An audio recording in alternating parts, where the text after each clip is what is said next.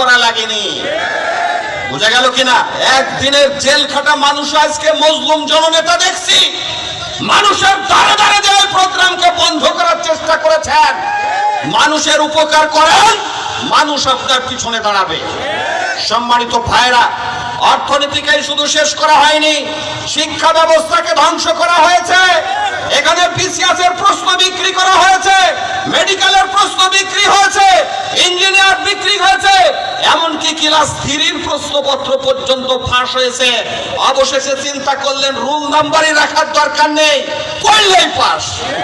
বুঝা গেল? একটা জাতিকে ধ্বংস করার জন্য তাদের শিক্ষা ব্যবস্থা ধ্বংস করা যথেষ্ট। এই শিক্ষা ব্যবস্থাকে ধ্বংস করে আরেকটা দেশের দাবেদার বানিয়েছিলেন। সম্মানিত ভাইরা, এদেশে ক্ষমতায় আসার পরই যে ক্ষতি আপনারা করেছেন, আমাদের দেশের গর্ব সেনাবাহিনীকে শেষ করেছেন। 9 মাসের যুদ্ধে যেখানে মাত্র 51 জন সেনা অফিসার মারা গিয়েছে, একদিনের পরিকল্পনায় 57 জন সেনা অফিসারকে হত্যা করেছেন। বিডিআর আমাদের দেশের গর্ব ছিল। এই বিডিআরে 18,000 ফ্যামিলিকে বিশ্বাস করেছেন, চাকরিচ্যুত করেছেন, আমাদের সাথে জেলে ছিল, এখনো ফাঁসির অর্ডার নিয়ে কারাগারে তারা অবস্থান করছে। যারা জানতো পিলখানার ঘটনা, এ কথা যারা বলেছে, এরকম 470 জনকে হত্যা করেছে। সম্মানিত বন্ধুরা, আজকে এই মানুষগুলার দিকে তাকান। আমি 80% যুবক বলতাম, আজকে তাকিয়ে দেখছি 90% যুবক আজকে চাই এদেশ ভালোভাবে চলুক। আজকে 90% যুবক চাই এদেশে ন্যায় ইনসাফ প্রতিষ্ঠিত হোক। আজকে 90% যুবক চাই এদেশে ইনসাফ প্রতিষ্ঠিত হোক, কল্যাণ রাষ্ট্র হোক। বন্ধুরা আমার, 17টি বছর যে অত্যাচার নির্যাতন চালালেন, এই অত্যাচার নির্যাতন বলে দেয় এদেশে গণতন্ত্র ছিল না। এই অত্যাচার নির্যাতন বলে যে বিরোধী দলের উপরে অত্যাচার করে নিষ্পেষিত করে পায়ের নিচে রাখা হয়েছিল। 24 সালে আমরা নতুন করে স্বাধীনতা অর্জন করেছি। আমাদের স্বাধীনতা 24 সালে নতুন করে আমরা পেয়েছি। আমরা দেখেছি বন্ধু মারা গিয়েছে, পরের দিনকে আরেক বন্ধু মাঠে নিয়েছে জীবনটা দেওয়ার জন্য। ভাই মারা গিয়েছে, পরের দিন ভাই আবার মাঠে নেমেছে তার জীবনটাকে দেওয়ার জন্য। এই জীবনটা শুধুমাত্র আমাদের রাজনীতি করে 2 পয়সা কামাবার জন্য নয়। তাদের কথা ছিল আমরা জাস্টিস প্রতিষ্ঠা করতে চাই, আমরা ন্যায় বিচার প্রতিষ্ঠা করতে চাই। যার কারণে 1.5 থেকে 2,000 ছাত্র জনতা জীবন দিয়েছে, বোনেরা পর্যন্ত জীবন দিয়েছে, আর 30,000 এখনো মানে পঙ্গু হয়ে আহত হয়ে এখনো বিছানাতে আছে। তাদের আহতর দাগ শুকালো না, এখনো তাদের শহীদের রক্তের দাগ শুকালো না।